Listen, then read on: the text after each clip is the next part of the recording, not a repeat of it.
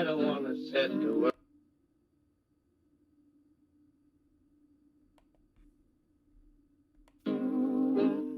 I don't want to set the world on fire, honey. I love you too much. I just want to start a great big flame down in your heart. It's different. You see, I don't want to set the world on fire. I just want to start a flame in your heart. Fuck that shit. Burn this bitch down. Raise it, even to the ground. Nigga, fuck that shit. Just burn this bitch down. Raise it, even to the nigga, fuck that shit. Better burn this bitch down. Raise it, even to the ground. Nigga, fuck that shit. They better burn this bitch down. Raise it, even to the ground. This for Breonna Taylor. System failure. I mean the system failed us. They treat our lives careless. It made us careless. They think our youth stupid, but they really fearless. How you gon' police us when you really fast? I'm at the edge, my friends are dead and I'm feeling peerless. Pleading for our lives and they be acting earless. Now your fucking city gotta burn cause you don't wanna hear us. When a nigga say that he can't breathe, hands up, don't shoot, no please. They ain't give a fuck, they just cock back and they squeeze. They took their foot off of our necks, now they applying their knees. Man, fuck the NFL, niggas need their own leagues. And if you don't know what I mean, then catch up to my speed. Shouldn't a cracker make $1 while our people gon' bleed? Shouldn't a cracker make $1 while our people gon' bleed? So I said fuck that shit, burn this bitch down. Raise it, even to the ground. Nigga, fuck that shit, better burn this bitch down. Raise it, even to the nigga, fuck that shit, better burn this bitch down. Raise it, even to the ground. Nigga, fuck that shit, better burn this bitch down. Raise it, even to the ground. I don't want to set the world on fire. I just want to start a flame in your heart. I don't want to set the world on fire.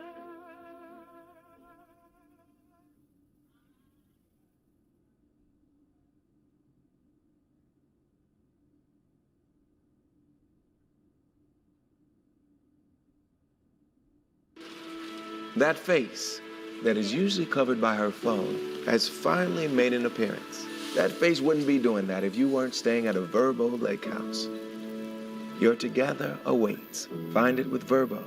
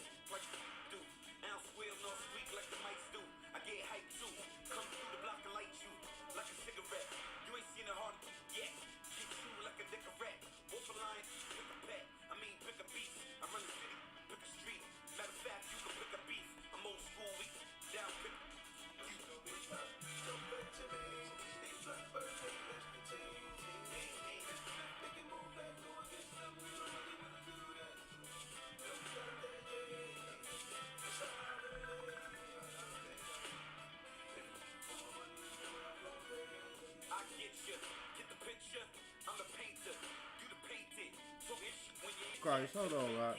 It's the ghost of the fandom. The rappers at random, without a hand, can't stand them.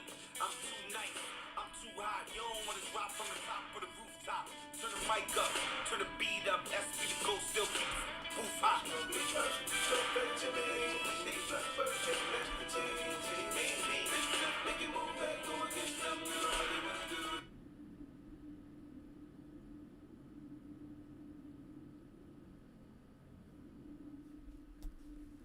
Man, hell no. You there, Rock?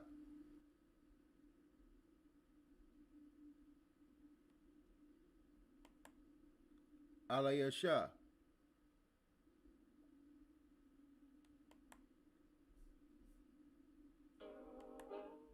I don't want to set the world on fire, honey.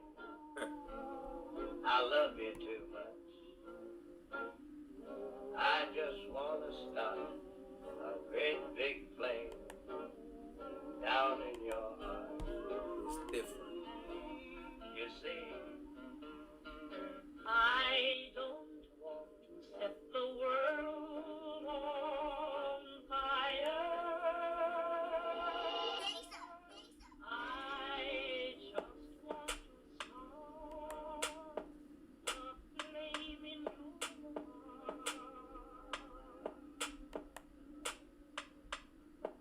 Fuck that shit.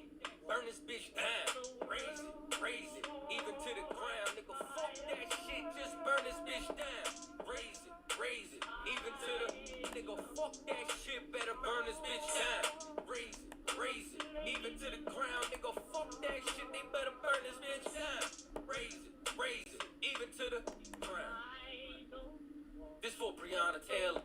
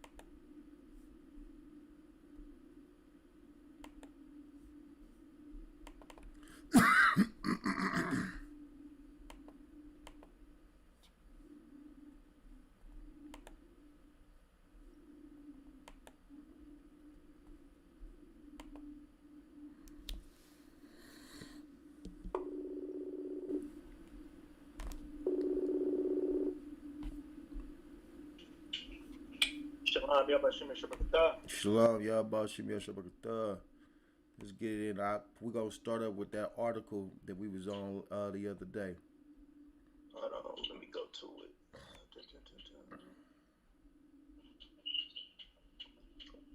The ABA one? Con.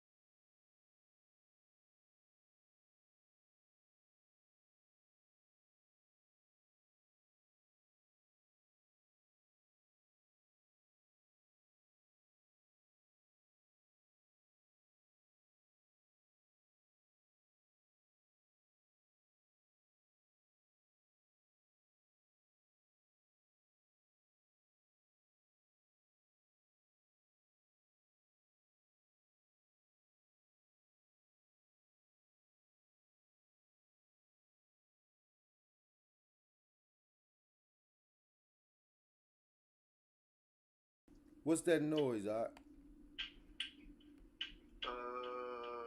It's like a clicking noise. oh, that's this fan. I could turn it off. Okay.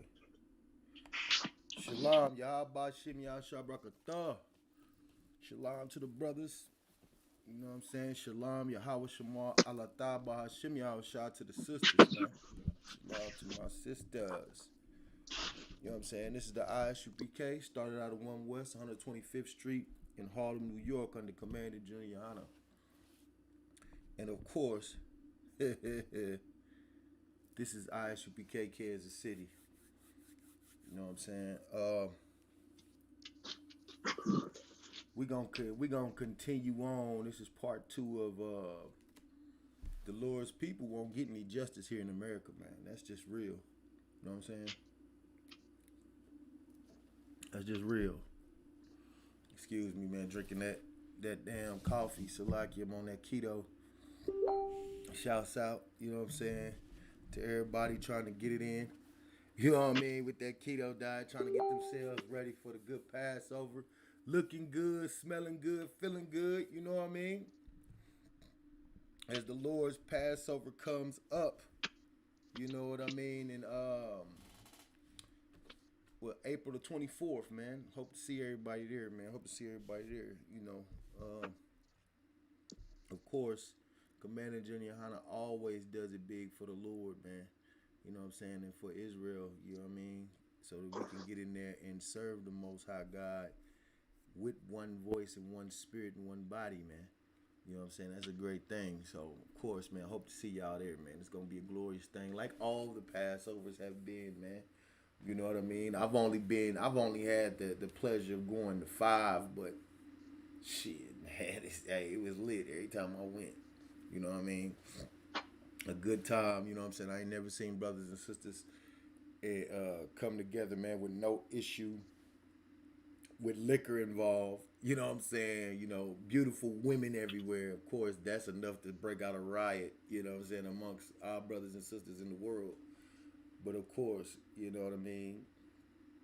Brothers and sisters showed decorum, you know what I'm saying? Showed some actual love towards their brothers and sisters, man. You know what I mean? Brothers was not in there stepping on brothers' toes, you know what I'm saying? You know, trying to get at their ribs or whatnot and being disrespectful, you know what I'm saying? Brothers and sisters could lay down their items and walk away from the table and never look back at it the whole entire time you're there. And we there for about 3-4 hours. And the whole entire time you at the Passover, you have not looked back to check on your item. And guess what? Whatever it may be, had it been your purse, your cell phone, your camera, your laptop, whatever it may have been that you set down, it will be there when you get back. You know what I mean? You know, but that again, that's only in the Isupk, man, in the one body of Christ. So I can't speak for all them Christian potlucks that, you know, y'all be going to calling them Passovers. I do know that though this goes down, you know what I'm saying, in the Isupk, the Lord's only official Passover, you know. But with that being said, again, like I said, this is part 2. You know what I'm saying? The Lord's people will never get justice in America. And as we left off reading a heavy article by the ABA. It was so heavy in bringing out the truths of what has always happened to us since the time of slavery, since the time of the so-called emancipation, and also since the time of the Jim Crow era, up and through Martin Luther King marching for so-called civil rights. You understand? You know, this article had a little bit of everything, and it was bringing to the forefront some truths that our people who they just don't want to realize it. They just don't want to admit it. They just don't want to actually open their eyes and see it. You know what I mean? And I have to, you know, big up the generals, you know what I'm saying? Barakatah Yahweh Shah for Commander Junior Hanna and all the generals under his rank, officers, captains, troopers, and sisters, because without him keeping it, you know what I'm saying, like the way Christ brought it to the 7 heads and keeping it, you know what I'm saying, intact, I would not have had my eyes open in order to see this truth, man. So of course he has to get big up. You know what I mean? He is a man worthy of double honors. We don't have to say that. You know what I'm saying? Like some of these fake Israelite groups say, man, they all double honors, man. Nah, yeah, you're giving all these double honors to men who ain't worthy of a half of honor. You know what I mean? But with that being said, let's get into this thing, man, because of, our people are suffering, man, and they need to actually get in these classes and actually learn to pay attention and actually open their eyes, man. I mean, you can live in America and feel so included, but yet unincluded at the same time. Like, I don't know what's up with our people. They feel so indebted to America, you know, to believe that everybody is not all against blacks, Hispanics, and natives. And they just want to imply their love with pressure. You know what I'm saying? If love was a chokehold, you know what I'm saying, we'd been and killed these other nations with it. You know what I mean? Like they killed our brothers and sisters. These police forces kill our brothers and sisters with the chokehold. But that's just how much love they want to put on every other nation, and yet at the same time, they have no love for their own brothers and sisters, man. You know what I'm saying? Brothers hate another man so bad if he yet bump him, you know what I'm saying, rub up against him in a two-packed room, a fight may break out. You know what I'm saying? And sisters hate women so bad, you know, other sisters so bad that if she could yet see her speak to her man, it ain't got to be, you know, a whole long conversation. She could walk up, say hi, you know what I'm saying, and it could turn into a cat fight. You know what I'm saying? One of them big bras you see like on the cartoons where you don't see nothing but a ball of dust and arms and legs coming out of the dust. Hey, that's another thing, man. These sisters have become all all so violent, man. Like I said that years ago that we were going to go from watching the men doing the murdering, the killing, and the fighting all the time, that you were going to start to see the women be the ones, the face of violence. And that's what's transpired, man. These women are coming out the woodworks, killing brothers and sisters, man. They are killers, man. You know what I mean?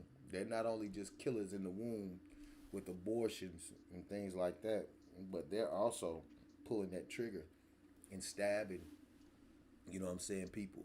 And I've noticed that I've seen an uptick in you know, the articles and things that we read and the stuff that we bring out in the truth. I'm starting to see that more and more as the you know, the scenario is that a woman is the so-called perpetrator.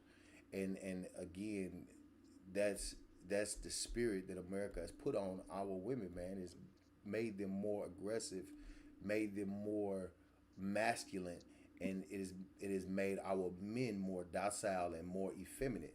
You know what I mean? And that's another reason why this truth is so great, is because it promotes masculinity to men, and it promotes our women to be feminine, not feminist, but it promotes our women to be feminine. You know what I mean? And not have that manly spirit on them, in which they try to rule over men and want to challenge men in the matter as if in with aggression.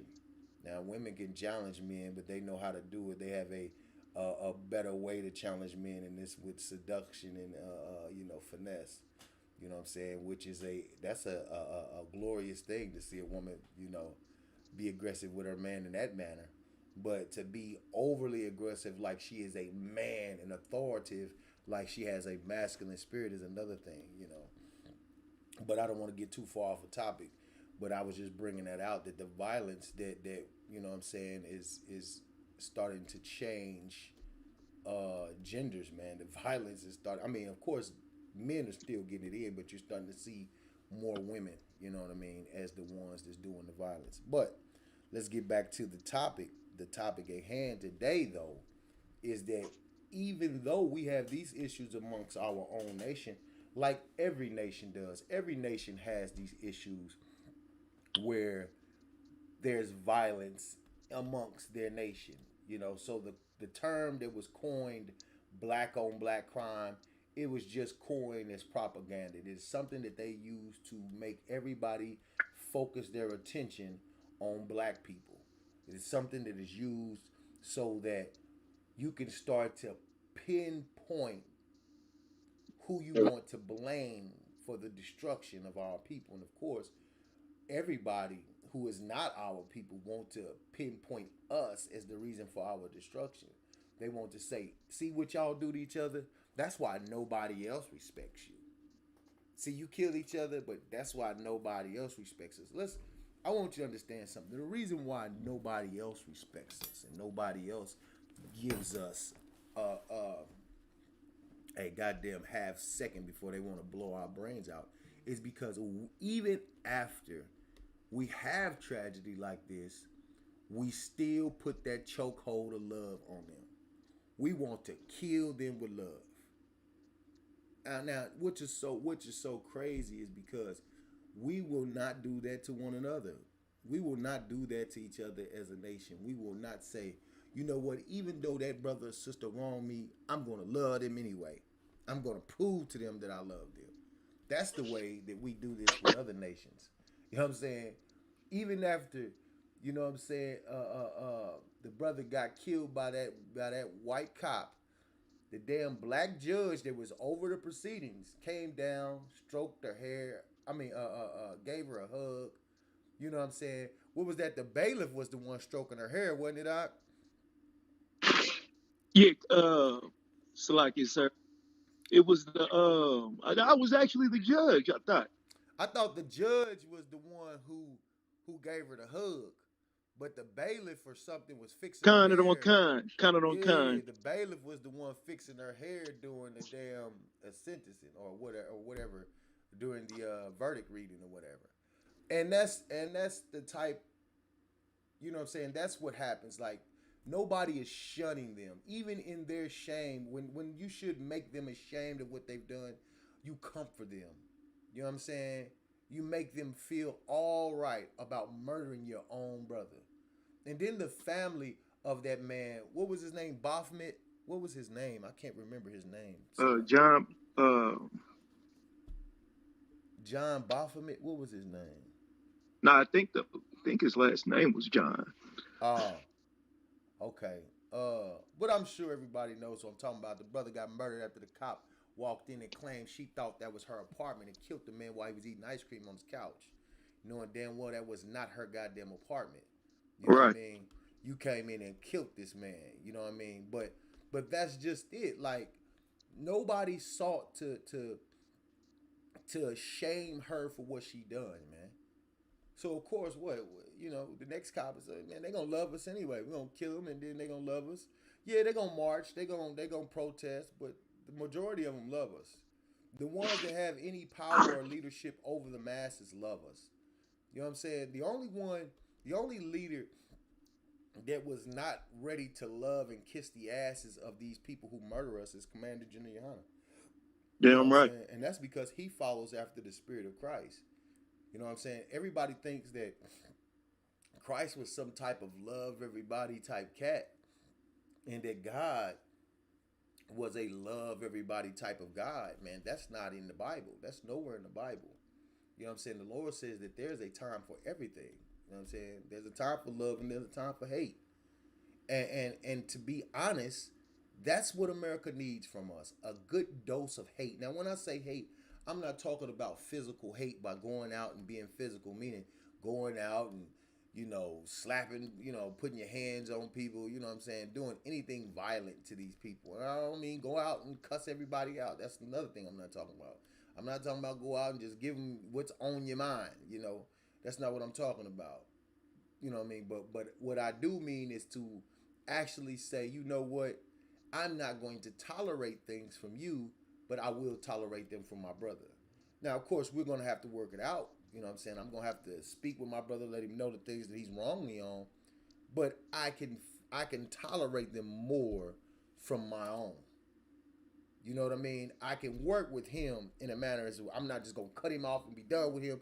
I'm going to figure out a way to work through this where we don't have to get violent, where we don't have to Hell, especially call the police on one another, because calling the police on one another here in America is a death sentence for us. You might call the cops out, and the next thing you know, you on the ground with a goddamn knee in your neck. You know what I mean? So you might want to be careful with calling the police, even to resolve issues. You know what I mean? But again, this is how we're going to fix the things with our own people. You know what I'm saying? So of course, and of course, Lisa, that's exactly what we need to do. We start at home. Obedience starts at home. The scripture says that we should train our child up in a way that they should go and they would never turn from it. But if the Christian church is teaching you that the laws are done away with, then what are you teaching him? You're teaching him the traditions of men. You're teaching them the traditions of America. You're not teaching him the things that the Lord wants him to know. Because if the Christian church is going to say that the laws are done away with, then what do they have to look at? Then if they're going to say that the laws are done away with, then guess what? One of the laws is that you can't murder. You cannot murder a person. Well, guess what? The laws have been done away with, and every time you look up, there's another murder in the neighborhood in Kansas City, Missouri, and in Kansas, and in Blue Springs, and Lee Summit, and all surrounding metro areas. There's always a murder. Because guess what? Nobody taught our people the statutes, laws, and commandments. Nobody taught these young children that you cannot go out and be a drug dealer. That the Lord says, I suffer not a witch to live. To be a drug dealer is to be a witch, one that has that pot whipping up the drugs and going out to sell them.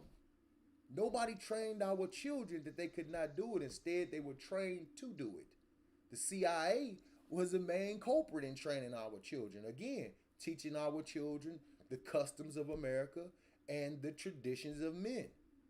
We have not gotten the truth, which was the statutes, laws, and commandments. The things that would keep us holy, separate. It would keep us separate. The things that we practice and deal in today through the Christian church are the things that make us unholy. The things that make us unclean. You understand? And the Lord doesn't deal with any unclean thing. The moment that we start sinning against him, he turns his face from us, meaning he's no longer watching over us. So all the praying we doing, all of that means nothing to him. He doesn't hear the prayers because, of course, we are filthy, disgusting sinners. We've been Christians. You understand? Like, y'all think to be called a Christian is a good thing, man, in America. To be called a Christian is one of the most disgustingest terms you could be called. It's like calling a person a whore. You know what I'm saying? It's like calling a person a whoremonger or a slut. That's how filthy the term Christian has become here in America. Because to be called a Christian is one to be called lawless. You know what I'm saying? That's what that means. Because you told the children that come into that church that the laws are done away with. If the laws are done away with, then what are you? Lawless. You cannot run a government. You cannot run a nation of people. Hell, you can't run a classroom without laws, without rules. You can't learn a class. You can't run a classroom. You know what I mean? Like right now in this class, there are rules. If you want to ask a question, you know what I'm saying? You can call the line and you say Salakia. You don't just get to speak out loud and just start asking or just talking. There's rules to everything. The Lord says, let everything be done decently and in order. Now, how can we do that? And how can we justify, you know what I'm saying, our actions if we don't have any moral compass and we don't have any rules to guard away from, you know what I'm saying, unholiness? So then what essentially happens is our people go to church, become Christians, to become bigger and better sinners against God. That's why it's more of it's almost like a common thing for when you go and ask these kids, these young guys who are getting locked away, what were they raised as? What was their mother? What was their grandmother? They're gonna say she was a woman in the church. She was a Christian. Most of them. And then you have some of them who will say that they were raised Muslim or they was raised Catholic, still Christians. I know black people think to be Muslim is to be something different than a Christian, when actuality it's not. Then you can find most of these Muslims do exactly the same things Christians do. You've not separated yourself from them. Now, guess what? Us in the Israelite School of Universal and Practical Knowledge have separated themselves from all of that. But again, I don't want to get too far off a topic. You got that article for me, Yacht? Kind of, kind of. Talking about I don't want to get too far off a topic. I've already gotten completely off topic. So we said we were going to start at. Salakia, sir, right there at most of the more than 4,400. Okay, that'll work. Let's go. Kind of, kind of. Most of the 40, Salakia, most of the more than 4,400 documented victims of racial terror lynchings killed between 1877 and 1950 were killed in the 12 southern states. Mississippi, Georgia, and Louisiana were among the deadliest. Several hundred additional victims were lynched in other regions, with the highest numbers in Oklahoma, Missouri. Stop right there. Black people don't even understand the history in Missouri and in Kansas. People don't know that Kansas was one of the last states to let go of their hold on slavery. You know what I'm saying? Like, we're in the epicenter of slavery and lynching in Missouri. You know what I'm saying? This is where it went down. For so long, there was a painting downtown of a lynching, but they didn't have the lynch. They didn't have the man hanging from it. They just had the people looking up. It was a wall that was painted with a group of people. Have you seen that out? Did you see that? Down? It's down there like around the Gillum. I want to say the Gillum area, but it used to be down there some years ago. They might have changed it. They might have, repainted it into something else. But years ago, it was down there. It was a mural painted, and it's a famous photo of a black man being hung from a tree, and all the white people are like looking up and pointing and looking up. Again, as we read in this article, earlier or last class, is that something that they used to do, that they would make memorabilia, take photos with the lynched body of black people. I don't know. We may have not read that yet, but that's in this article, and we'll get to it if we haven't read it yet. But yeah, that's how they used to do. And people don't know how deeply rooted Missouri is in their lynchings, you know what I mean? And in their hatred for, the slaves, and also the natives, So, but that's another thing. We'll definitely get into that. Let's keep reading. Kind. Mississippi, Georgia, and Louisiana were among the deadliest. Several hundred additional victims were lynched in other regions, with the highest numbers in Oklahoma, Missouri, Illinois, and West Virginia. Many more victims were undocumented and remain unknown. This brutality continued into the 20th century. Read that again. This brutality continued into the 20th century. Read that again. This brutality continued into the 20th century. Nothing changed. Black people realize nothing has changed. I don't care what it is you've done. They've told black people that they needed to take classes on how to interact with the police. You need to take classes on how to interact with them when you carry a weapon. You need to do all of these adjustments to yourself. Black people have to make 1,000 adjustments. We damn near have to strip butt naked on the street after being pulled over. We have to allow them. We have to say, sir, yes, sir. We have to spread our legs, let them dig all up in our backsides and check our genital areas. We have to do everything to comply. But yet, read that again. Khan. This brutality continued into the 20th century. We have to roll down all our windows, put our hands on the steering wheel, and make sure that our hands are visible. make sure we don't make any sudden movements, and still read that. This brutality continued into the 20th century. It doesn't matter what we do. We could we could grow angel wings and a halo. When they pull us over, they could see that's how innocent we are. Salakia. They could see us with angel wings and a damn halo over the top of our heads, and still this brutality would continue. Right. It ain't gonna change with training us. You know why it's not gonna train with training us? Because this is just how they are towards us. The Lord calls them our enemies. That's just it. There's nothing else you're going to do to get around it. There's no policy that's going to be made. You know what I'm saying? That's going to protect black people from the killings and the murderous police. There's nothing you're going to do.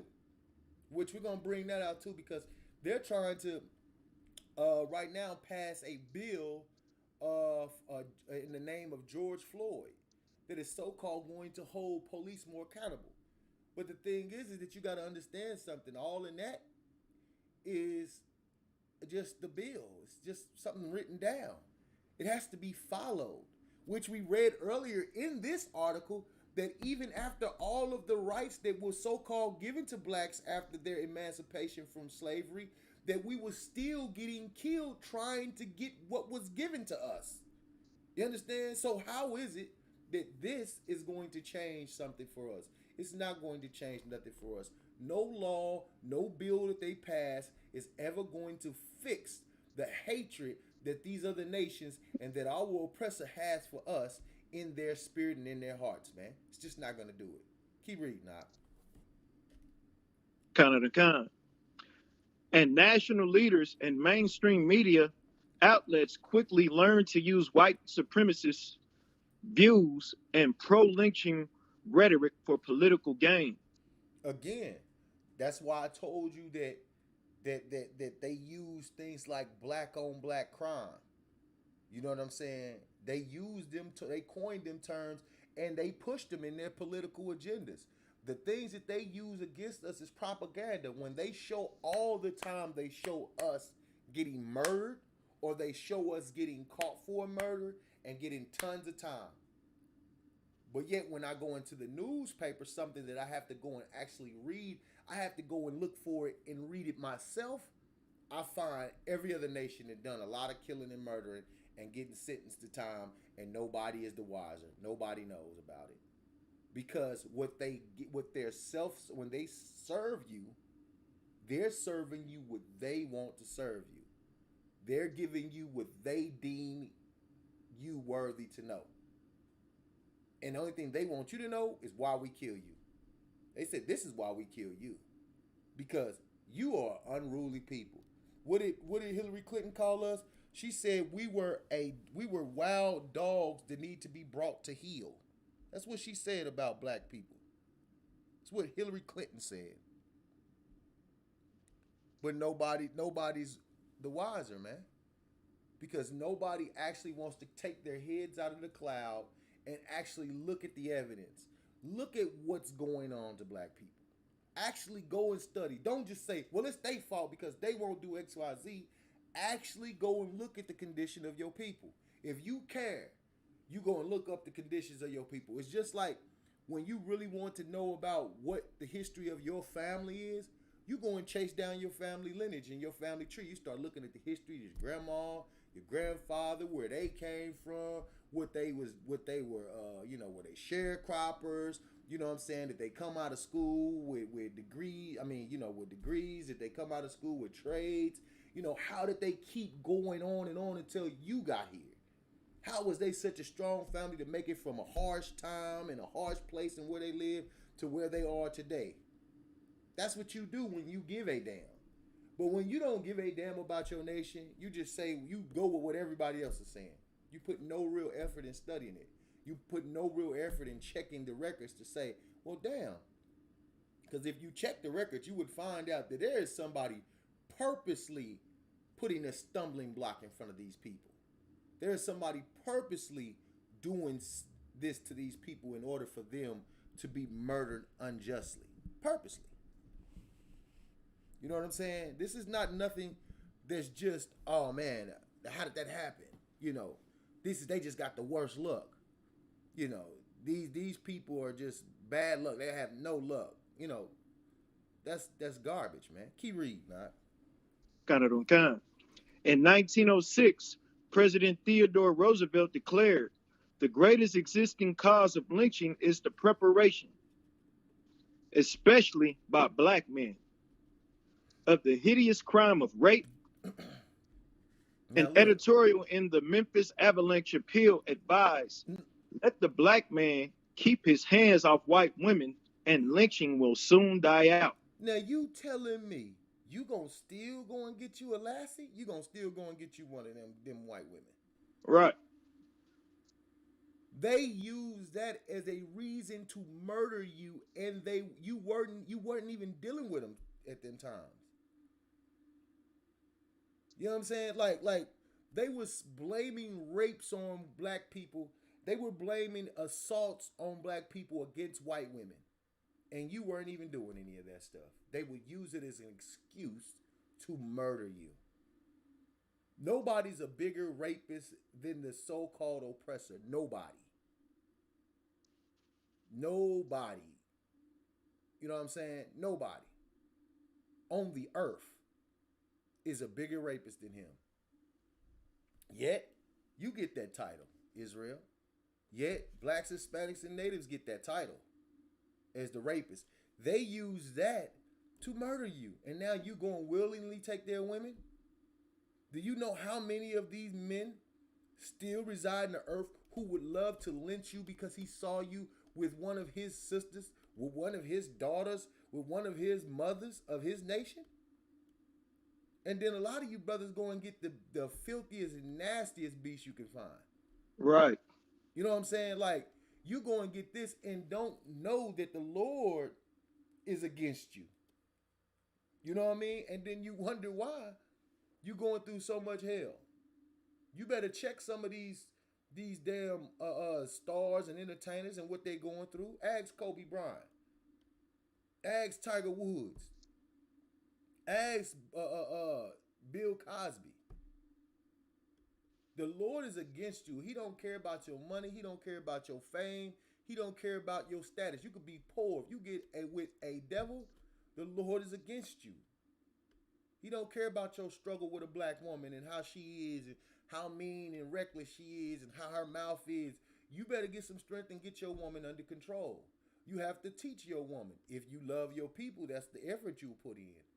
These brothers in here, I don't have to be convinced that these brothers in the ISUPK love black people, because they go out of their way every day to teach and go out on the weekends to teach because they want to change. Even the sister who is a monster, you understand? We want to change that sister. We're going to give her hell, though. We're going to tear all that wickedness down and rebuild her up. Right. You understand? Y'all want to tear black women down. We do. We want to tear them down because that's the only way that you can rebuild a building is if you tear down the old one. You can't, I'm going to build a new building on top of this old building. You have to destroy it. You have to destroy the whole frame so that you can go down to the foundation and rebuild her. And that's what happens in the UPK with these sisters in here.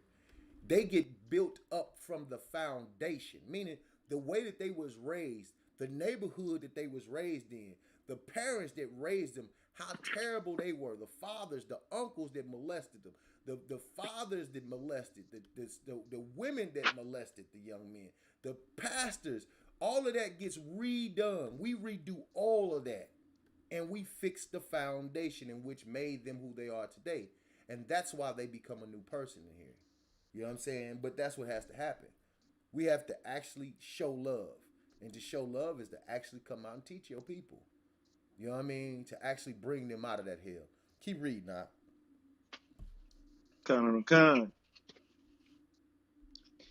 If it requires lynching to protect women's dearest possession from ravening, drunken human beasts. Listen to how they think of you. Listen how they think of you, man. I just told you that Hillary Clinton called you animals that need to be brought to heel. That's a command you give a dog when the Lord calls them dogs. You understand? Then in this article they just called you a drunken human beast, right? Raving drunken human beast. Biden, who is your president now, called Negroes roaches. Told Negroes they was like roaches. Good night, man. I don't understand what y'all see in these political, so-called political figures, man, that you think are going to be a change or the shift in the balance or the one that's going to give us a little more than the other ones. You're out your mind. Keep reading that. And Salakia, sir, if I may, Go ahead. reading this just lets you know how much the oppressor is the devil. Because, for one, they trying to blame black men for being the biggest rapists on earth when in fact they are. And for two, they want to lynch us for rape, but then white men can turn around and rape anybody and nothing happens. Right. Right. And then don't let it go to court. They gonna bring up how he's in college on his way to this, that, and the other. And if they do give him a sentence, they gonna soften it. They gonna say, well, we'll give him probation because he is in college. He's trying to do something with his life. Let that be a Negro. He is getting ready to get lynched, like we said in the last episode, in the last class. He's getting ready to get lynched on the court. On the court house yard. You understand? It's gonna happen right there in the front of everybody. You know what I mean? And it's a lot, and that's what lets you know it has nothing to do with the rape, which rape is wrong regardless of who's raping who. Right. But the fact of the matter is like the Lord told us to separate from these animals. Right. And they don't want us dealing with them, and we should have mutual feelings. We shouldn't want to deal with them. Exactly. But we want to put that chokehold of love on them. Kind You of know what I'm saying? We want to choke them out with this love. You know what I'm saying? But what's really happening is they the ones choking us out with their hatred. Right. They actually use their hatred. We don't have to go and use it. All we got to do is just mentally and spiritually take ourselves from these people. Just back away from them. Back away from their activities. Getting high. You know what I'm saying? Going to strip clubs and supporting whoredom. You know what I'm saying? Stop supporting their holidays. Stop eating all of these unclean foods that they deem clean. Just start there with the small things and watch the rest. Watch how your mind starts to understand that you're better when you separate from them. Every nation of people that comes to America does not join America. A lot of these nations come here just to get the dollar to send home. They keep all of their traditions. They keep their languages. They keep their so-called religions. They keep all of what belongs to them and makes them a people. But yet, because they've stolen our identity and stolen what makes us a people, we accept what they give us. Well, right here in the Isupk, you can get your identity and your culture back. So come in here and learn that. But keep reading now. Kind. If it requires lynching to protect women's dearest possession from ravening, drunken human beasts, white women rights activist Rebecca Felton wrote in the Atlantic Journal in 1898, then I say lynch 1,000 a week if necessary. She said what? Then I say lynch 1,000 a week if necessary. Lynch 1,000 a week if necessary. This is their mentality about you, black man, Hispanic man, and Native Indian man. And they will get you women too. I know y'all think y'all getting under the radar because you can go and dip and get with a white man. But guess what? That white man gonna lynch you in his own home. I don't know how many articles I done read about these so-called black women getting with these white men, and they go into a full-out racist rant and end up beating the crap out of one of you sisters. Like that Salaki, that football player. What was his name? That just beat the brakes off that sister. Then when she came out the room, he looked at her and said, "You still alive?" Like, what do you need? What do you need for the Lord to descend from the heavens and say, "Hey, look, don't deal with these people"? If so, then guess what? That's what the Bible is. The Lord descending from heaven and telling you, do not deal with these people. The Lord says in the scriptures that we are not to make marriages with any of these nations that he shall put before us, man. Any of them. You know what I'm saying? Just So that. like you said, Go ahead. didn't the devil that Holly Berry married, didn't he leave her and put her on child support? Good night. I ain't even up on that one. You mean to tell me he left her and put her on child support? Kind of one kind. He must have didn't have he must wasn't nobody. Was he a Kind star of. or He entertainer or read, anything? Was he an entertainer or anything? I want to say, but he wasn't on her level. Yeah. And He did something. that's another thing our people fail to understand is that they these devils know that it's no different than slavery. You're going to build up the heritage or the birthright that they're going to give to their families and children. They will marry you as a black person. If you're rich and you got some kind of statue or some kind of banking account, some kind of money to leave, they're going to make sure that you're going to take care of their generations and their families with your money. That's what black people better realize when you get these checks and you think you're going to ditch Shanika, who was down with you all these damn years, ditch Thomas, ditch Peanut, who was down with you all these years while you were struggling. Then when you get out there, you make some money, you go and grab yourself a white man or go and grab yourself one of these other nations. You think that they stupid, but they not. Even in the end, which they know they just getting with you to make sure they put that money, get that money in their grips, to cuff themselves to that money. Soon as you Kind get of. it, they gonna say, well, you know what? I need spousal support. I'm separating from you. Now you paying them 30 grand a month for spousal support. Kind of. Kind of. They gotta take it. Salakia, sir. I Hold, have it right here. go ahead. It says Holly Berry may be dutifully paying $16,000 a month in child support to her ex Gabrielle Aubrey Good to help night. with the cost of raising their 12-year-old daughter, Nala. 16,000.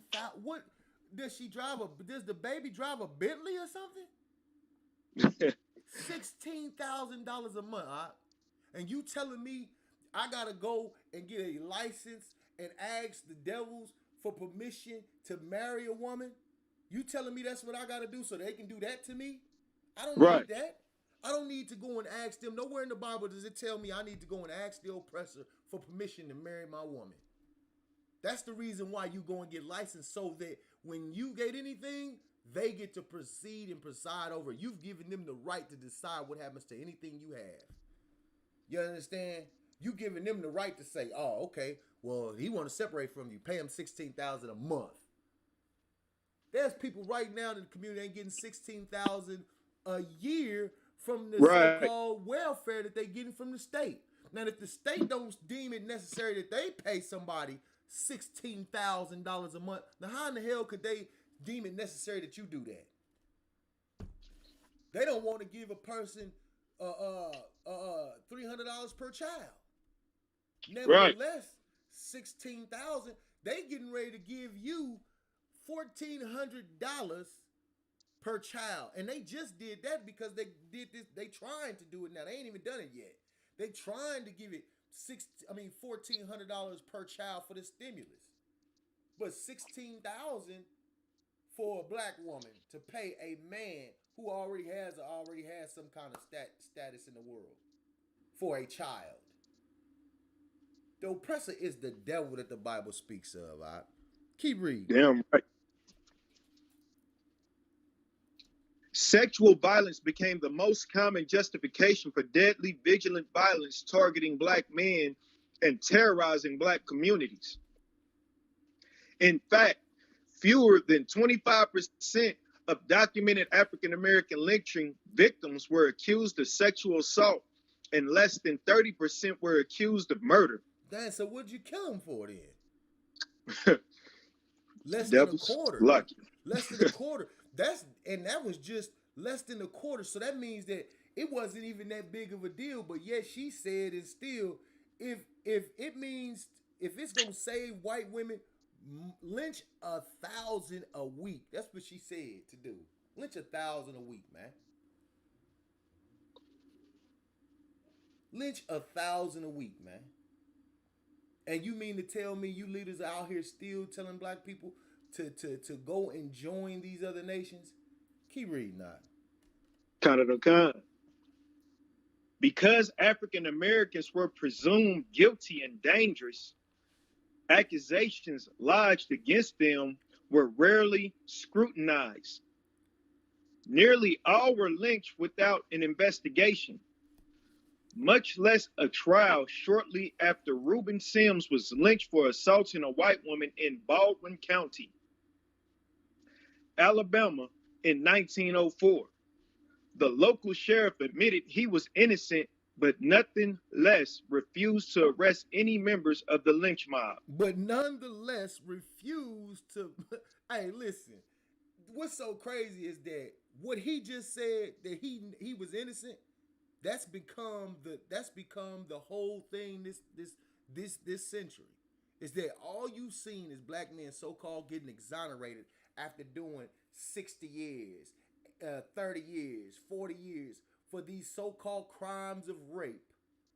The DNA, since we got DNA testing, we've now been able to exonerate him. He was not the one. That is a lie. It ain't got nothing to do with the damn DNA testing, man. It ain't had nothing to do with the DNA testing. You always knew this black man did not do this. You've always known it. That's become the whole thing this year. The year before that. All these black men getting out of jail for crimes that they did not commit after serving life sentences. All you was trying to make sure you did was ruin that family that came from that man. Ruin whatever protection he could have ever given his family to make sure the generations to come after him are destroyed. That's what that's about. You knew, just like this sheriff said, sheriff admitted he was innocent. He admitted the man was innocent and did not even attempt to arrest anybody who lynched that brother. Again, I have to say it. The oppressor is the devil that the Bible speaks of, man. Yeah, damn right. Keep reading, not. And so, like this, I have a question. Go ahead. About that part. You know, the false accusations and accusing. I wanted to see if I'm in the Apocrypha. Ecclesiasticus chapter 26, and I wanted to see if verse 5 could fit into that narrative, like of what we're reading right now. Where we at again? Hold on. Ecclesiasticus 25 and what? 26 and 5, sir. I just had a quick question on that. Okay, give me a second. Let me get there with you. Kind.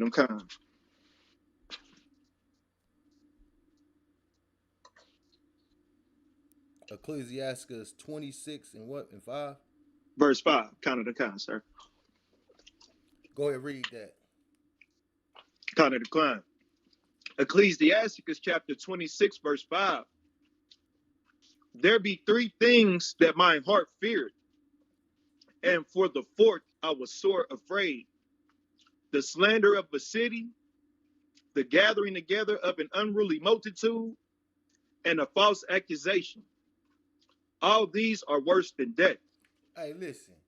This is Salaki. I got to give you a hand, brother, because I can definitely tell you've been studying, you know what I mean? And that's and that's scripture is dead on. That scripture is dead on to what we're talking about, man. Read that again. There be three things that my heart feared, and for the fourth I was sore afraid. The slander of a city, the gathering of an unruly multitude, and a false accusation. All these are worse than death. All these are worse than death, man. You understand? That man, you've taken that man's life without taking his life. And you've destroyed his heritage. You've destroyed everything that he had after that, man. You understand? Like the scripture says that a man that have many children, he it's like a warrior with many arrows. You know what I'm saying? And that man's arrows, you have taken and destroyed them, man. You understand? He probably have his children are probably all over the place now, probably on drugs and probably all over the damn place, probably selling dope and in jail or whatnot, man. Ain't no telling, man. You understand? That's why I gotta keep giving big ups to Commander Junior Hunter, because I was Damn able right. to raise my children, my sons, and them. They didn't do none of that crap. They didn't go to selling drugs and you know what I'm saying and getting high, none of that crap. They didn't do none of that stuff. And all that came from Commander Junior Hunter, man, teaching a brother how to raise and rear his children up. You know what I mean? Because of course, they could be put away, man, and in the grave, man. You know what I'm saying, with what's going on in the world today. You know what I'm saying? But this brother here was not even there to participate in the raising of a child, man. You let Right. this man get killed in a lynching, man, over something he did not even do. And then, like I said, you just had that one brother. What was his name? Good night. I can't. I got to start having these names down. It was a brother just got out of jail. I think he did 60 years. He went to Kind of jail at like 15. He did 60 years over something he did not do. Oh, I think, and if I ain't mistaken, I believe it was so-called rape over something he did not do, man. This has been going on. What did that passage say earlier in that article? You know what I'm saying? That this has continued on into the 20th century. This brutality has continued on into the 20th century. These are right. old practices that the new faces and the new people are looking at, and they think that, oh, well, it's a coincidence, or it's just, this is the same thing, the same way they've always treated us, with or without rights, enslaved on the plantation and off the plantation. These things that they are doing to us have they always done. You understand? They're not changing up the way they're operating. It's you that's changed up the way you accept it. You're starting to accept it. You're starting to say, I love them anyway. That's why the generals brought out that we suffer from Stockholm syndrome. We've now Right. started to love our abuser. Instead of stepping back, like I said before, like an abused wife would, and say, you know what, I ain't taking that no more. I'm done with that. You know what I'm saying? We accepting it. And we just saying, we throwing it, you know what I'm saying? Throwing it right over our shoulder like it's nothing. That happened to him. That ain't nothing. Just like how quickly that thing with George Floyd died out. They Right. marched and burned down, and I ain't heard nobody say nothing. Ain't nobody speaking on George Floyd. Nobody ever speaks on him except for the Isupk. Damn right. And we were the only ones out there at them protests telling brothers you shouldn't be out there protesting. Because of course, look what happened. They know that you full of it. They know that you ain't got the strength in you to last, the gas in you to go the distance in protesting. But guess what? The ISUPK been protesting all of America since 1969. You understand? Keep reading that article out. That was a damn Kind good precept, though. of no kind. Most High in Christ. Because African Americans were presumed guilty and dangerous, accusations lodged against them were rarely scrutinized. Nearly all were lynched without investigation, much less a trial. Shortly after Reuben Sims was lynched for assaulting a white woman in Baldwin County, Alabama, in 1904, the local sheriff admitted he was innocent, but nothing less, refused to arrest any members of the lynch mob. Keep reading. When 17-year-old Henry Smith was accused of killing a white girl in Paris, Texas in 1893, he was quickly captured and condemned without trial or investigation. On February 1st, a mob of 10,000 people gathered from across the state to watch as Henry was paraded through town on a carnival float, Good night. forced onto a 10-foot high platform at a country fairgrounds, brutally tortured for nearly an hour, and then burned alive. Good night, Op. That's all you watching. They just said in this article, no trial, no investigation. Right. That's what you're watching, except now it only takes one to do the lynching. Maybe 2 cops. Maybe 10. You understand? All depends who all getting called, how many cars can get there fast enough. But this is what they're doing today. No trial, no investigation, murdered on the streets. They're holding court on the street, man. I deem you guilty. Death is your sentence for selling CDs, for selling cigarettes, for so-called allegedly stealing cigars when actually he was selling drugs for them people. Right. You understand? For you asking for my ID and me going to reach for it. Oh, I didn't like the way you reached. You know what I'm saying? Keep reading now, cause we got to get through this. Cause I got another. You know what? This article is so damn long. I really don't want to stop reading this article, but it's Yeah. so damn long. Like it's so damn long. Keep reading. We're gonna finish the rest of this part, and then cause I want you to go to these other articles I got. Kind of one kind. Caucasian vengeance for African barbarity, declared a Fort Worth Daily Gazette headline above an article describing the fate of the animal form of rapist, murderer, savage, fiendish Negro. Damn. Henry. Good night. Damn, I ain't even heard that type of description in a horror flick, guys. Good night. Go Man. ahead, keep reading now. In common but much less publicized incidents, lynching victims were targeted not for allegations of crime, but for pursuing political and economic equality.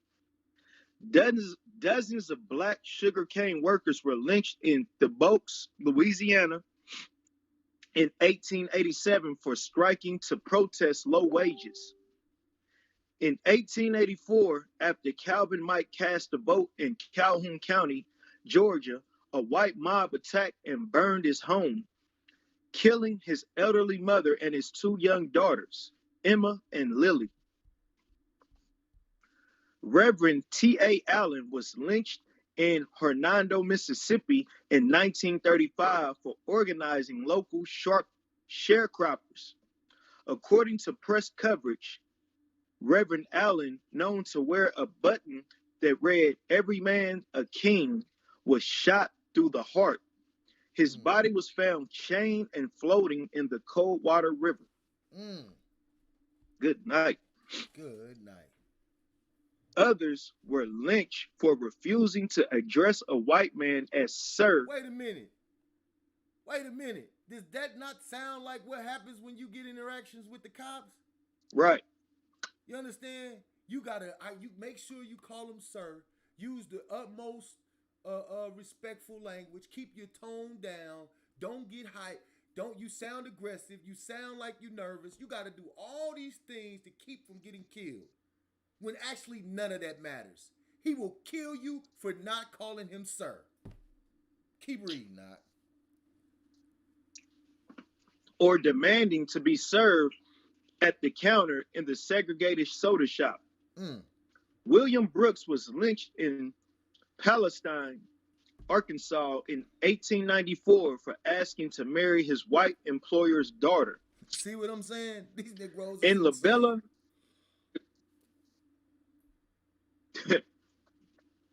kind of one kind. In LaBelle, Florida in 1926, Henry Patterson was lynched for attempting to assault a white woman. Keep reading. This part is heavy. Kind of one kind. News spread that his offense had actually been asking for a drink of water. Good damn night out. That was assault on a white woman. To ask for a cup of water. Read that. Go back up and read that part again, man. Where it says in Florida. In LaBelle, Florida. Kind of one kind. In LaBelle, Florida, in 1926, Henry Patterson was lynched for attempting to assault a white woman. Soon after his death, news spread that his offense had actually been asking for a drink of water. This is why it's so important that you go and examine what's really going on with your people. You can start to get a history. You have something to understand. What is the quote? If you don't know your history, you're doomed to repeat it. Kind of kind. If you don't know that this is the way they've always done you, then guess what? You're gonna be happy-go-lucky you're gonna be a sheep headed to the slaughter. You're gonna be happy-go-lucky right to the slaughterhouse. You don't even know it. You just happy and don't even understand that there is an actual enemy ruling over you and about to take your life if you don't separate from it. Keep reading, Knock. Hundreds more black people were lynched on allegations of arson, robbery, non-sexual assault, and vagrancy. Hold up. Vagrancy. Do you know what that term means, Ock? If anybody knows what the term vagrancy means, put it in the comments, please. If you know what the term vagrancy means, put it in the comments. Let me go to hold up. So you want me to look it up? No, I got it. I know what vagrancy means. It's so crazy. I just want to see if anybody else can tell me what does vagrancy mean. If you don't separate from it. Salakia, give me just a second. Does anybody, if you watching this video, know what the word vagrancy means? Put it in the comments. All right, so I'm gonna just go ahead and drop it. Vagrancy means homelessness. To be poor and homeless will get you lynched in America. Good night. That's what vagrancy means. Vagrancy means homeless. So they were lynching us for being homeless. Now I want you to understand something as I've always said. This is something that black people do not understand. That the policing of America and the laws that they've put in place to police people are actually laws to oppress poor people. It's what they use them for. They use the laws to persecute poor people. The traffic laws especially. Like I've said before, there are other countries where if you get pulled over with no tags and no insurance, they will give you the money. They will give you a grant to get the tags and insurance for your car. Not give you a ticket for $500.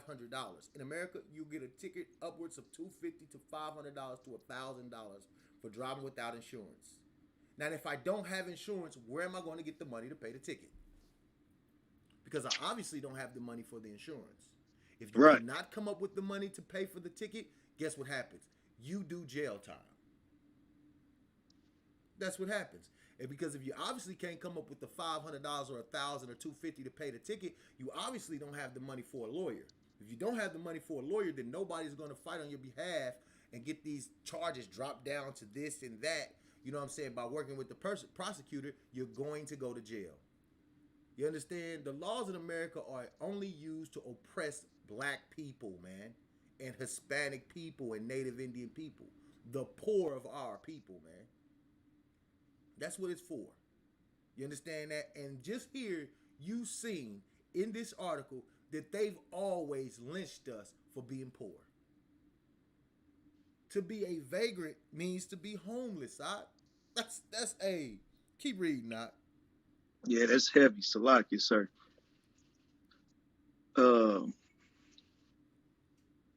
Where did I leave? Okay, vagrancy. Okay.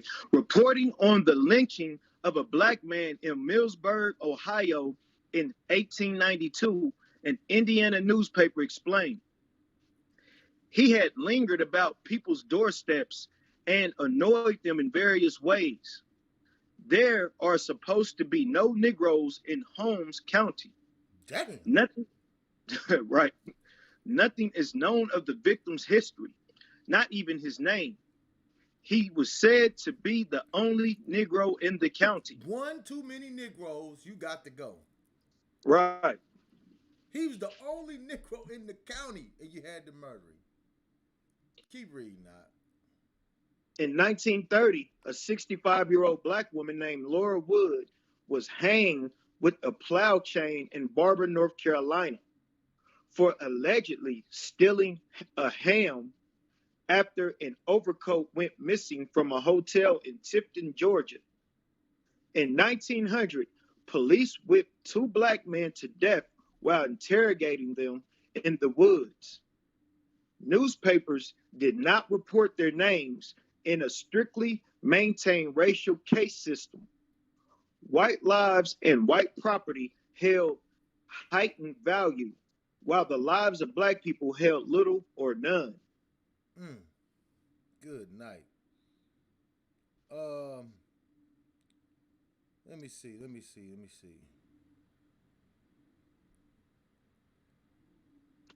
Read, skip down that one paragraph and read that next one that says facing the constant threat of attack.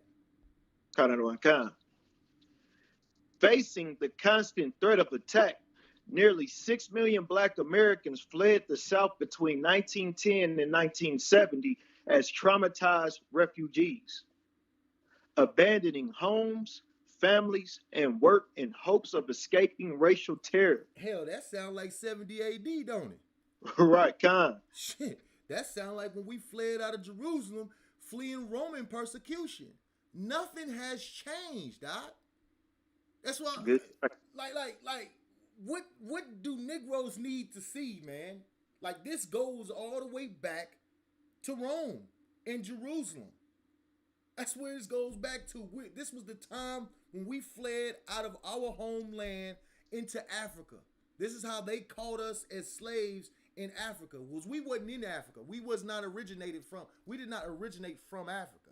We originated from Jerusalem. But we fled Jerusalem trying to flee what? Read that part again. 1910 and 1970 as traumatized refugees, abandoning homes, families, and work in hopes of escaping racial terror. That's why we left in 70 AD. The same exact reason we left in 70 AD.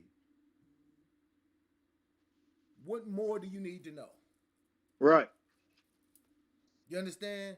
This is why it's so imperative to get somebody who's going to actually teach you the Bible. And the only authority on the Bible is the Isupk.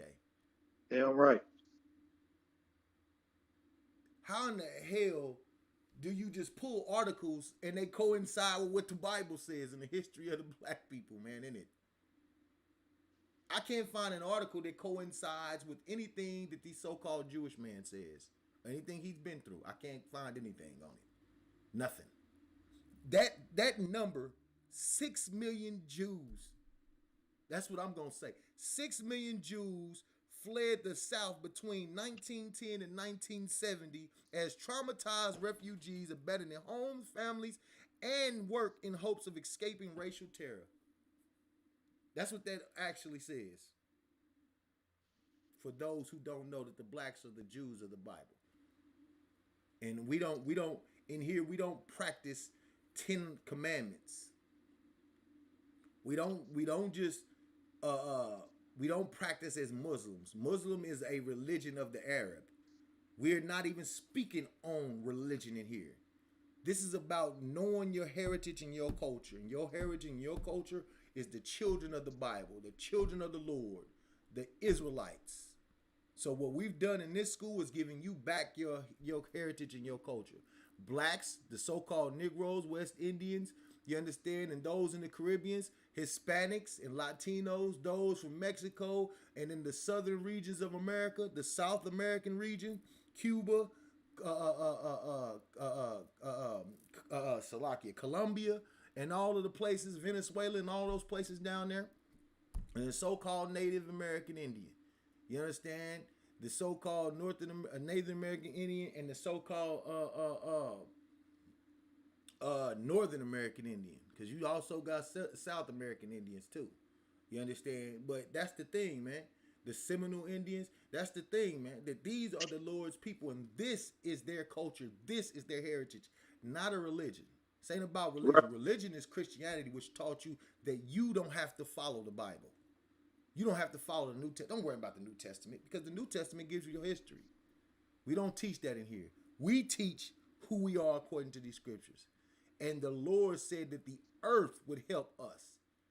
You understand? The earth would help us to know who we are. And that's what's happening with all this, with all these historical records and all of the artifacts that are found.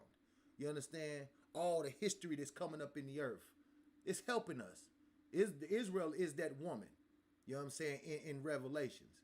It's helping us, man, to swallow up all the lies that's been told so that you can find the truth, man. Right here in the home of the truth. Nah, Isupk County Commander Giuliani. All right, with that, let's drop that article. Let's go on and pull that other article, because remember what I said in the first class, the first part of this class. I said that the one thing that they love to use when they kill a black man is that they fear for their lives. You understand? And what you get ready to find out is that I'm not the only one that knows this, man. That is the one thing they use. This has been known for the past 30 years. You understand? That's really the reason Esau wanted to kill Jacob. Was because Jacob got the blessing from his father.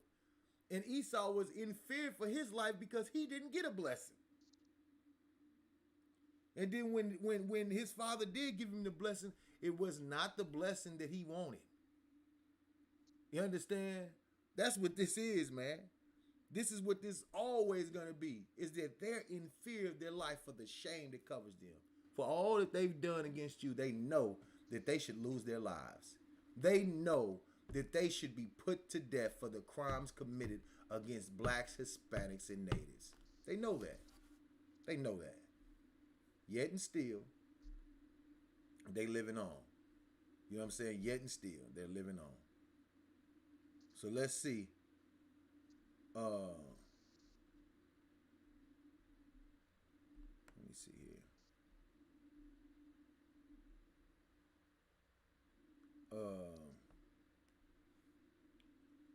Let's go. You got that. I'm sorry, my bad.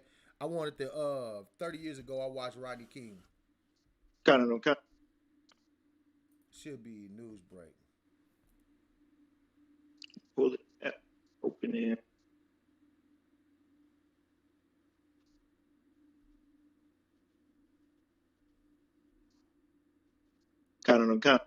You got it? 30 years ago, I watched Rodney King beaten. We thought our fight was finally over.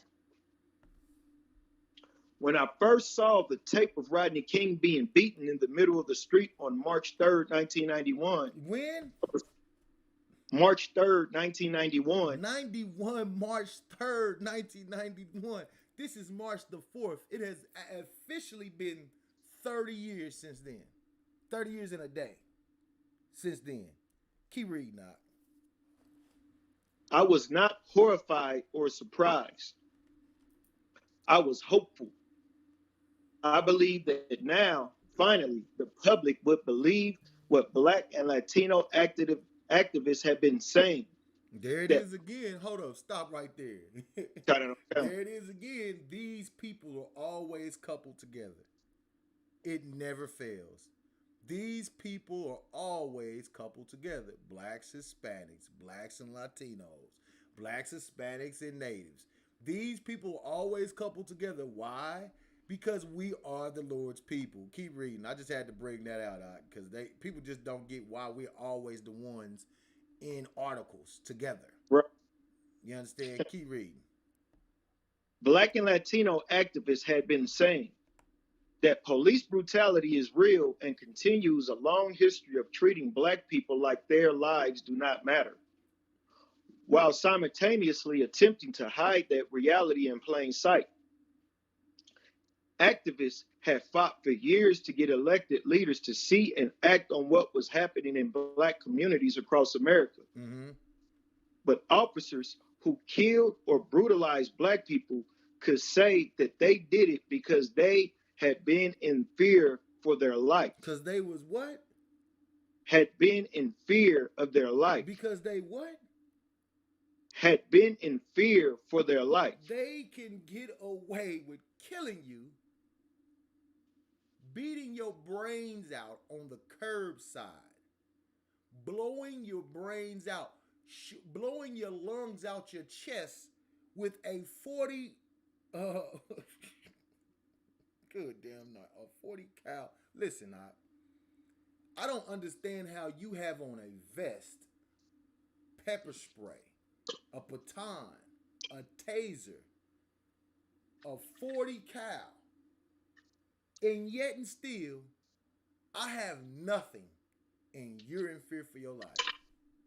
That's like saying that's like a hunter who's sitting up in a tree with a 308 rifle with a scope, and he's camouflaged into the tree, and a buck runs past him below him on the ground, and he says he's in fear for his life when he takes the shot.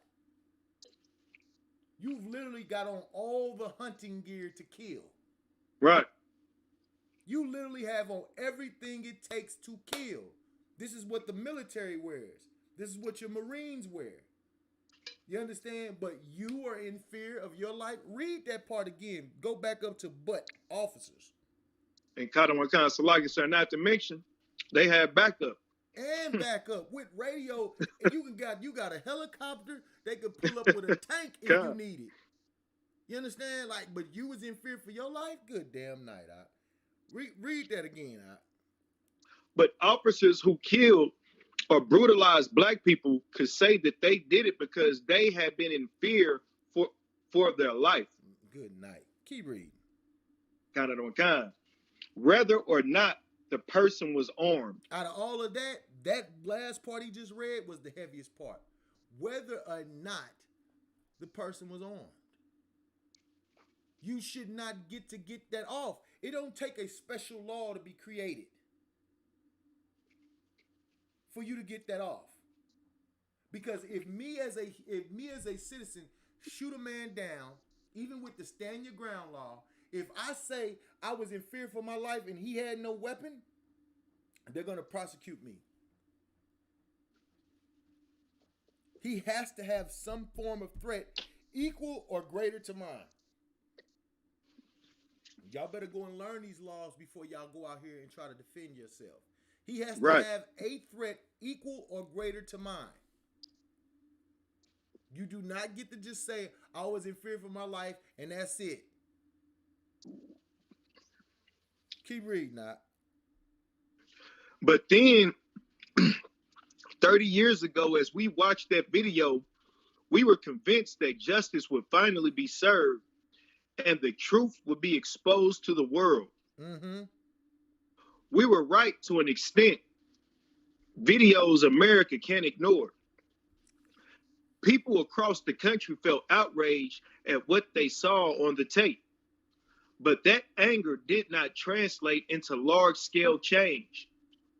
Los Angeles amended its city charter to rein in the largely unchecked chief of police, who around that time suggested that black people were dying from chokeholds at the hands of police at disproportionate rates because our neck veins were different from normal people's neck veins. Ain't that a bitch? Salakia. Good night. We was dying from chokeholds because our neck veins are not like normal people. I guess not. Salakia. Wait a minute. Salakia, if I may ask, what the hell is normal people? That's what I'm trying to figure out. What is normal people? These people still do not even deem you as a human. You still a beast. He just said that your neck veins were different from those of normal people. They still view you as a beast, man. You're still not a human being according to them. Right. See, nobody scrutinizes these interviews and these comments that these people make, except those who really have their ears and eyes attentive to the problems that black people are facing. You will never scrutinize what it is they say against your people and then measure it up to their actions. if you are not in this truth, if you do not know what the statutes, laws, and commandments say, if you do not know what the Lord said about these other nations of people that come against us, you won't even look at it like he said nothing. People would have read that and wouldn't even have flinched. They would have not even flinched. But he said that we don't have the neck veins of normal people. I'm trying to still get, what are we using to classify what normal people is? Again, your Constitution says that black people are 3/5 of man. Right. Your political leaders call us beasts that need to be brought to heel, calls us roaches, calls us super predators, calls us all manner of things except for the Lord's people. That's what they do. You understand? Read that out. While these local actions were significant at the time, the reforms pretty much stopped there. There had been a moment of understanding and an opportunity for change, but it passed. In what could now be viewed as a rigged trial, due to change venue and a jury with no black people on it. And a jury with what? No black people on it. I thought it was supposed to be a jury of your peers. Right. This is what happens when you, in your own mind, deem everybody as your brother. They don't say, okay, we're going to give you a jury of your brothers. We're going to give you a jury of your peers. They're going to be all white folks. Now you wishing there was black people here. Now you wishing that they understood that these ain't your brothers. They can't relate to my struggle. They can't relate to what I go through as a black man. So how can these people judge me? That's the only time black people realize is that these white folks have nothing in common with them and that they are not the same people. It's when they are the ones about to make a judgment call on your life. Don't wait until then. How about you separate like the Lord said to do? Separate like the Lord in the Bible said to do. To not make marriages with these people. To not make any agreements with these people, man. But to be separate. To be holy. That means to be separate, man. Keep reading, Doc. The jury didn't convict any of the 4 police officers involved in the assault. You know why they didn't? Because they were their brothers. Right. The cops were white. The jury's white. They understood everything that their white counterparts go through, that their white people go through, what they grew up going against, and what they knew growing up, which was niggas ain't shit compared to Salakia. Like we read in that other article, that people inherently were taught that that they were superior, that white folks were superior than blacks. I'm not teaching racism here. I'm exposing racism. See, black people will look at this class and say, he's teaching racism. No, I'm exposing it. And I'm teaching love for a man to expose what's going on with his people means he loves his people over everybody. Give a damn about no other nation of people if they ain't black, Hispanic, or native. They could drop dead. They could all drop dead right now today. I would not bat an eye. Salakia, don't mean to get into because I'm almost ready to go to the street. I missed camp last week. I'm about ready to blaze right now. You understand? Right. Keep reading, Doc. The jury didn't convict any of the 4 police officers involved in the assault. After that verdict, I drove through the intersection of Florence and Normandy in South Los Angeles on my way to a meeting with other activists and saw our community begin to burn in anger and despair. Black and brown people in the country have now endured 30 years of police brutality and violence since Rodney King was beaten. 30 years? That's all? Shit, sis, you just ain't knowing. 30 years. I mean, she know what she talking about as far as that, but this beating been going on long more than 30 years. Keep reading, Doc. On May 25th, 2020, the world witnessed yet another video, this time of a slow killing of George Floyd. Tens of thousands took to the streets demanding change. not only in Minneapolis, but in nearly every major U.S. city and in cities around the world. Well, damn. So what happened 30 years ago? Oh, it was just one city, I guess. That didn't make no difference. It was one city. So now we did it in all cities. We're gonna get some change. You're not going to get any change. You're not going to get any change. Your cries are falling on deaf ears. What does the Bible call him? A deaf adder. He hears nothing you're talking about. You understand? Keep reading. Canada Khan. 30 years later, I stand hopeful yet again. There's a systemic problem. Wait a minute. Read that part again. Canada Khan. 30 years later, I stand hopeful yet again. Let's read it again. 30 years later, I stand hopeful yet again. And let me let you know something. 30 years after today, she gonna stand hopeful again if she's still alive. Damn she right. Gonna drop dead in her grave, hoping that white folks will one day love black people. And it's not going to happen. You better pray the Lord comes before then. Keep reading. Canada Khan. There is a systemic problem with policing in the United States.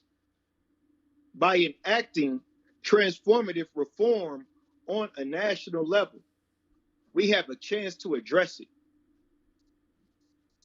What real police reform looks like, though named in his honor, Congress must not pass the George Floyd Justice and Policing Act to honor one man, but to honor all the unarmed people who have been brutalized or killed by police since his death, and the many more who were brutalized or killed prior.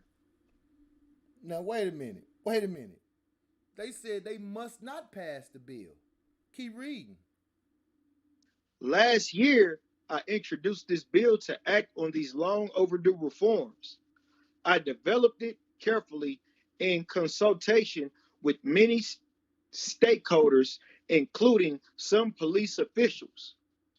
The bill will introduce common sense reforms such as requiring police officer accreditation,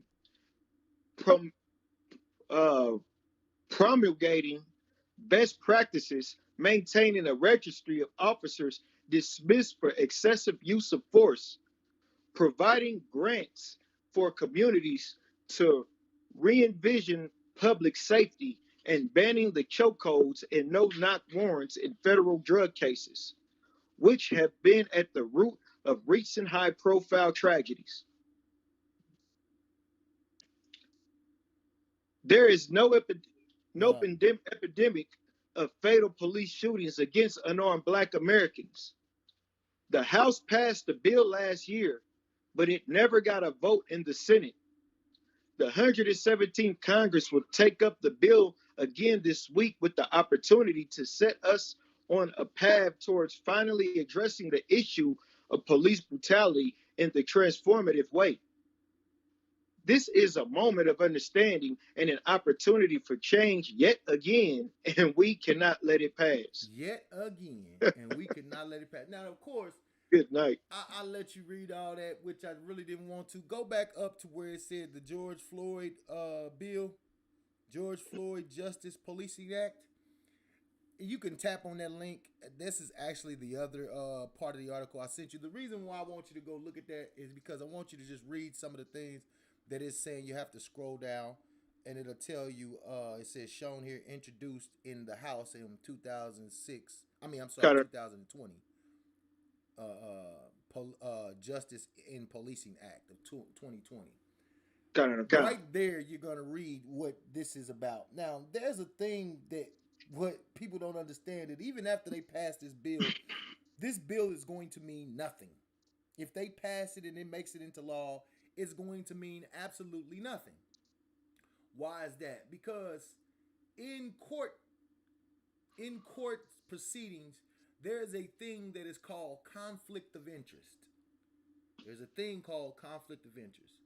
What you have to understand is that is unlawful for anybody to be in the same party together and going against somebody with being in the same party as the person who's prosecuting and as the same party as who is judging the matter. and also in the same party is those who is presenting the defense. So if all three of these people are in the same party together, that is a conflict of interest. That means that there is not a fair case that can be had here. There cannot be had any fair proceedings under this guise. If there is any conflict of interest, you cannot have fair cases. So with that, I'm gonna give an example. Okay, so and this is something I found out with all my years of battling traffic courts and stuff like that back when I was younger. Uh, in Grandview, Missouri, there was a judge who presided over the proceedings for traffic courts.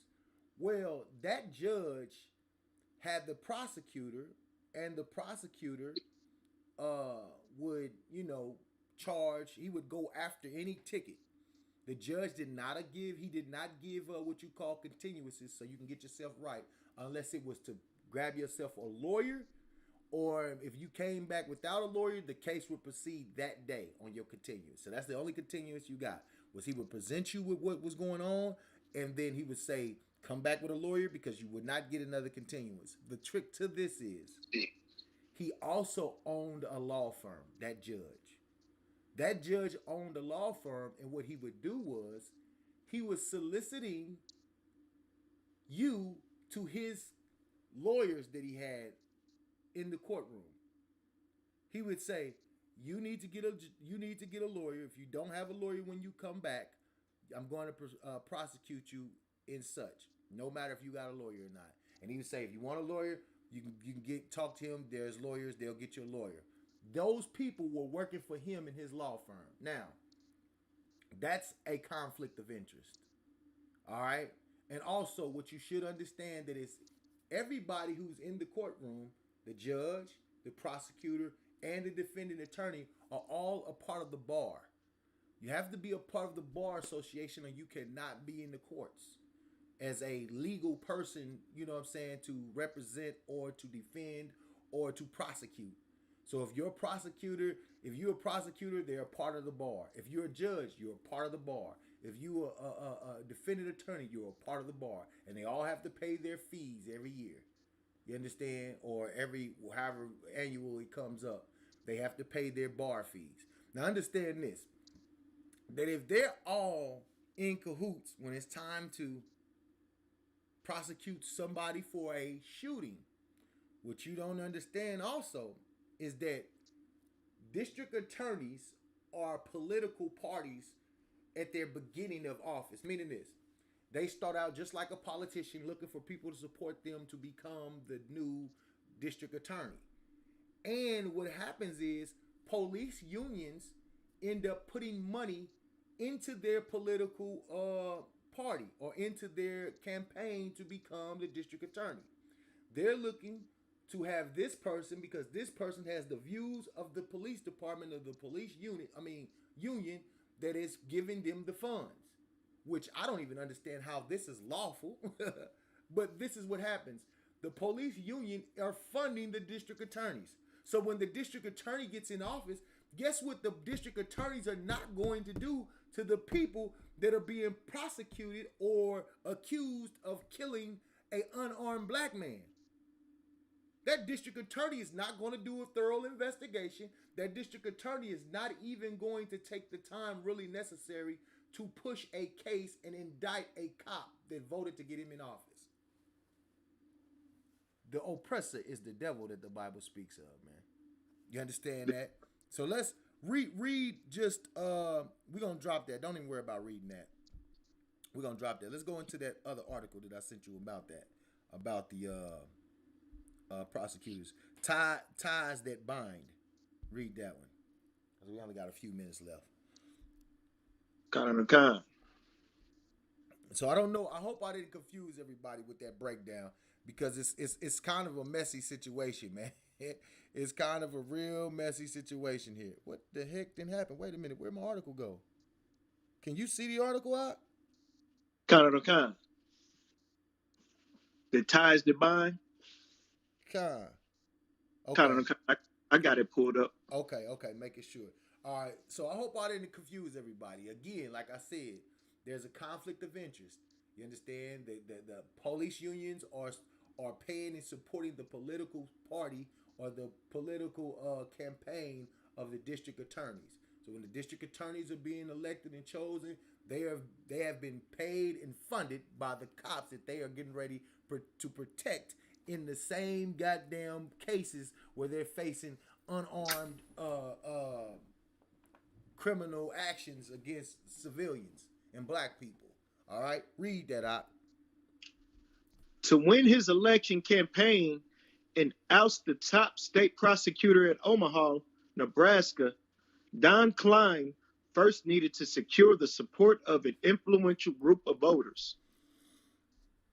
Promising a return to tough on crime priorities and attacking the incumbent county attorney's new rehabilitative programs, Klein clinched the endorsements of the region's major police unions and their thousands of dollars in election campaign contributions. Good night. Keep reading. Ever since his 2006 victory, Klein has relied on the officers of those unions to help him convict everyday criminals. See, he's relying on them. They got to show up and participate and be witnesses. This is a shared agenda here. Keep reading. Omaha officer Alvin Luggett, for instance, was called to appear as a prosecution witness a dozen times, according to records released by Klein's office. Yet, when Officer Luggett was facing possible criminal charges himself in February for fatally shooting an unarmed man in the back, Klein saw no reason to step aside. Instead, the prosecutor oversaw a secret grand jury process that declined to indict his colleagues.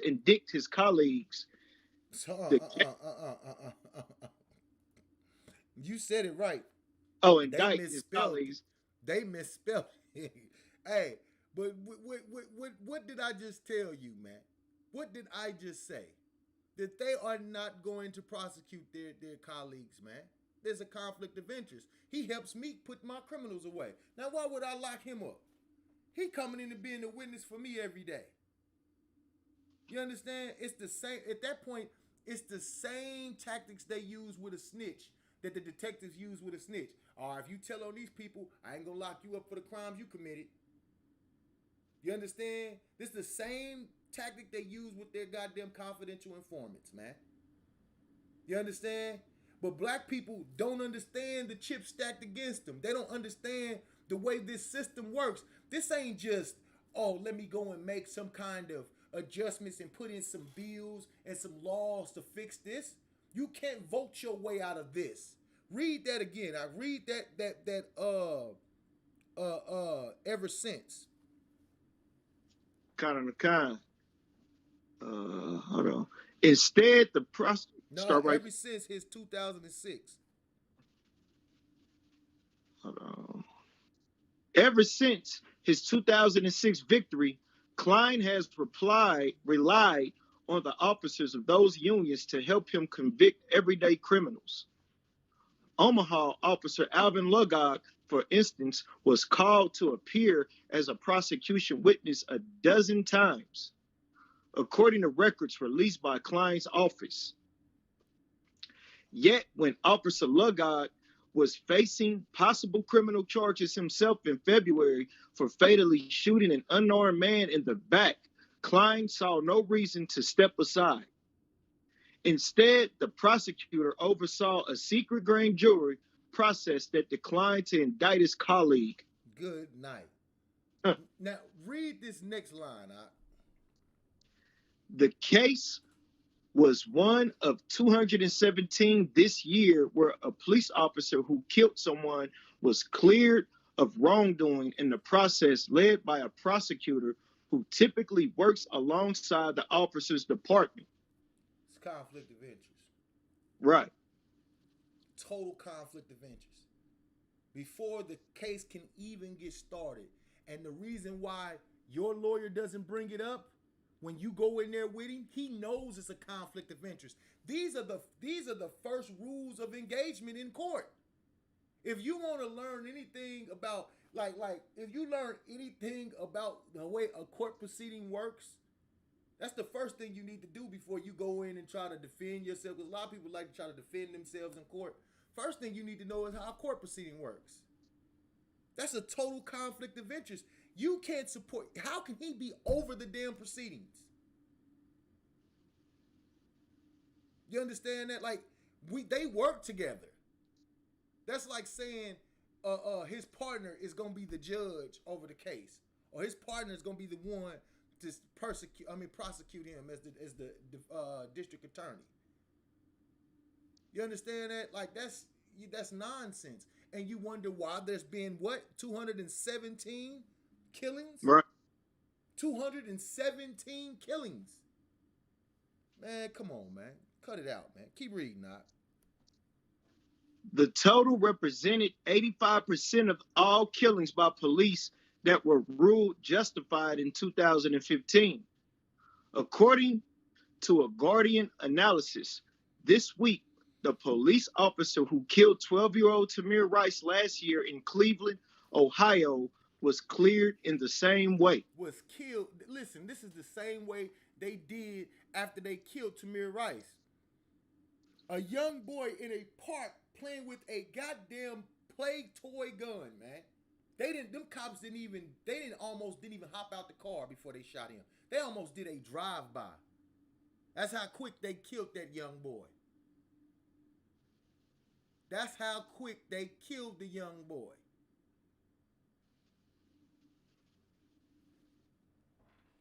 Man, I'm sorry, man. These oppressors is the devil, man. And anybody that don't know it, man, you are a fool, man. You are a wholehearted fool. And you care not to know. You care not to know, man. You in here telling me about a vote. You want to tell me about how I'm supposed to vote and make change when you don't even understand how this thing works. Ain't no vote going to change that. Ain't no vote going to change that, man. Take away your spirit. Take away your money. Take away everything from these people. And I guarantee you're going to get along a lot better than you should under these people ruling you. Keep reading, Knock.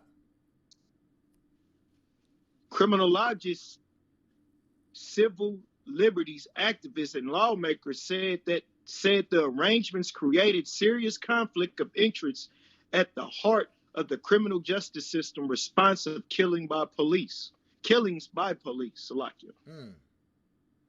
Prosecutors work with police day in, day out, and typically they're reluctant to criticize them or investigate them, said Professor Samuel Walker of the University of Nebraska, describing Lugog's case as a cause for concern. Walker said, a major change in our standard legal practice and the structure of our criminal justice system is required. In about 1 in 3 cases that were ruled justified, including Lugog's, the criminal inquiry work was done by the officer's own police department. Good damn night. What did I just say, bro? That's like his partner went out there. The dude he rolls around with on the beat every day. Right. It's like him doing the investigation. There is a total conflict of interest, and they already know this. But they do that, and they know that these black people do not know anything about law. They know that black people always say, I didn't know I couldn't do that. You know what I'm saying? When they get pulled over, the cops say, you broke this law. They be like, well, I didn't know I couldn't do that. You know what I'm saying? Black people have no understanding. And even if you do have any understanding, like I said before, the Constitution labels you as 3/5 of man. They don't even give a damn about what you think your constitutional rights are. Right. What you think the law is. You understand? How can you try to live under a lawless man and think that he's going to abide by the laws he created? Like, this is something we're going to have to recognize, man, as black people. We're never going to be able to get along and fare well in this place, man. This place is hell. Hell is not a place under a ground with a devil and a red man in a suit with horns and a pitchfork. Hell is on earth, man. And this is hell for black people. This is exactly what it is. Hell for black people, man. Nothing more, nothing less. Right.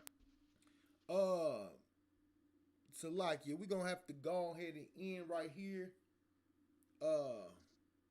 We're getting extremely close to the time, and I gotta get a move on. Gotta take care of some other things too, Salakia. But with that being said, again, black people, you're going to have to understand you are never going to get justice in America. You understand? You're never going to get it. If you're waiting for America and their politicians to change laws and pass bills to get you the just due that you believe you deserve in America, it's never going to happen. With that being said, again, I'm Officer Quinn Ayagabar, the Isupk. Shalom Yahweh Bashim Yashah to my brothers. Shalom Yahweh Shema Thaba Hashim Yashah to the sisters. With that, we're going to go ahead into class. Shalom, Lord Christ. Shalom.